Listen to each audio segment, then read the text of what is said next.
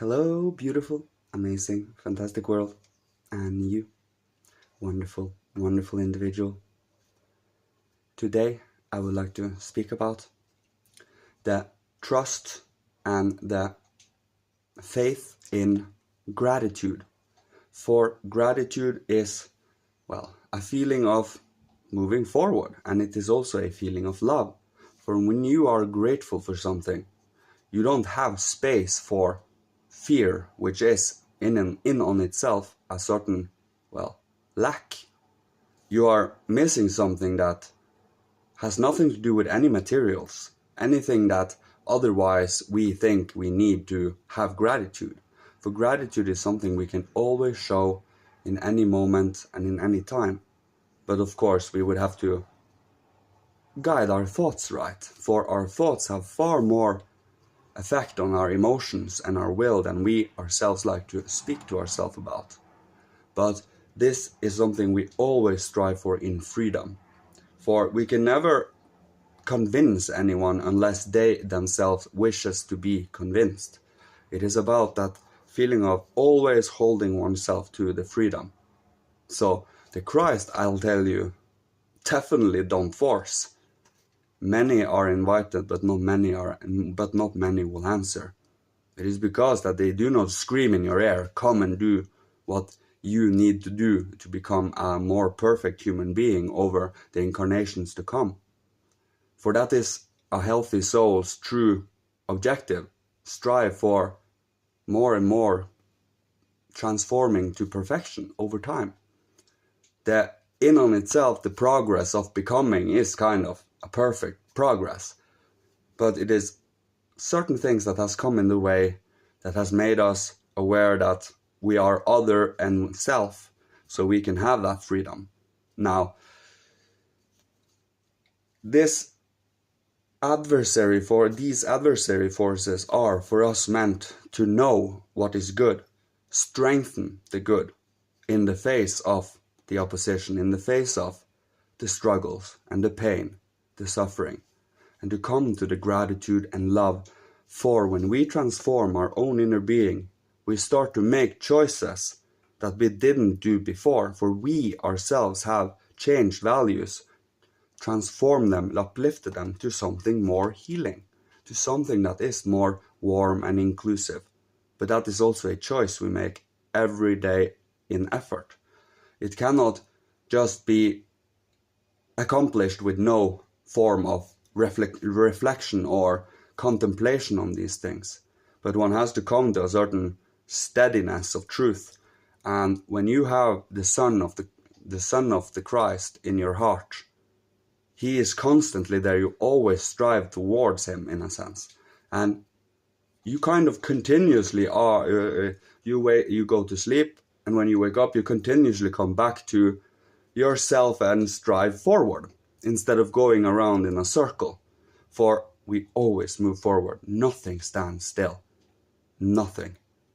It either degrades and becomes more and more stagnant, and we know what that will entail, right? It ebbs away. It fades away. The more we utilize our inner faculties, the more strong we become inward, and the more alive inwardly we become, and hence it also shows in the outward. Because we wish to see the warmth that is within us outside too. But as we say, never forcing, for we don't want to wish to, start a new inquisition or crusade or anything. That would be missing the point of what the Christ wished for us.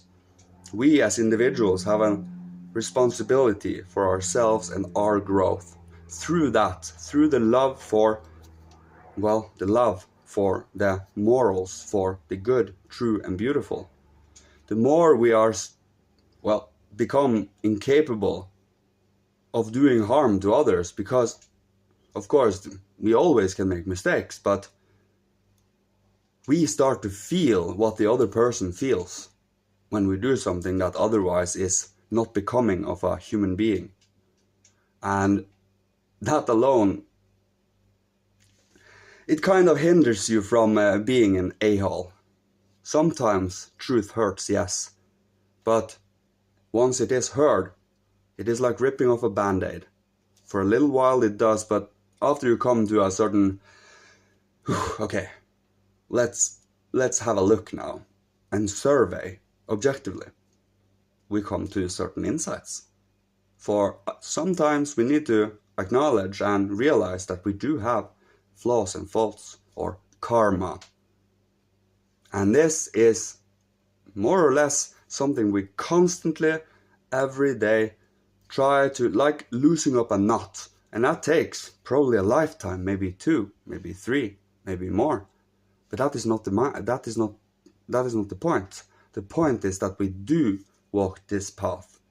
And when I see this path, I mean the path to unfolding and developing the future human being within us. As we all should. Not have to, should. That is what freedom is. But you also feel the consequences of not doing it, don't you? Obviously you do. We can see whatever we leave out is going to, well, fall away. So better having the unhealthy things, the unhealthy actions, thoughts and feelings fall away than having goodness and warmth. For it is better to have that trust between one another and to give people the benefit of the doubt, and we learn there afterwards. Of course, the more we are willing to both be interested in experiencing and people and humanity and not falling away from humanity, isolating yourself away, becoming, well, a sphere of your own that has nothing to truly support you. In this case, we go to Christ, for he is the whole of humanity. Not yet I, but the Christ in me. Not yet you, but the Christ in you. And the more we remind ourselves of this, the more we can strive towards making that sun more and more beautiful, more and more radiant and sturdy, strong and loyal. For that is something that often has been missing lately. A loyalty to a cause that you yourself, I myself, chose, but is fully in alignment and also in balance with the whole of humanity. For if we do not strive for all of humanity, what are we really striving for then? Striving for getting your own, striving for a little bit of narcissism there. It is okay to enjoy life and to wish for a few beautiful things, of course. But if you use your whole life force on this, you see what happens then. You don't have any place for anything else. But you can include all of them. Like taking a picture from 4 different angles on a tree. It is still the same tree, but it looks different from every angle. And that is what reality also is about. Seeing reality from every possible angles and perspectives and lenses and world thoughts and soul moods and tones and so on. For the more you are seeing the many varieties and differences and being able to see the details as well as the whole, you are starting to get somewhere. For then you don't miss out on any specific things. Imagine if we take to zoom out on a country where you just see small ant-like things. You will be able to see what they are overall doing and how the groups overall relate to one another over time, but you will never see the small details and the small things that truly makes up an individual inside that quote-unquote ant colony of humans, if you will say it like that. That is why we do elevate ourselves to a certain vantage point, but not so high that we lose the sight of the details.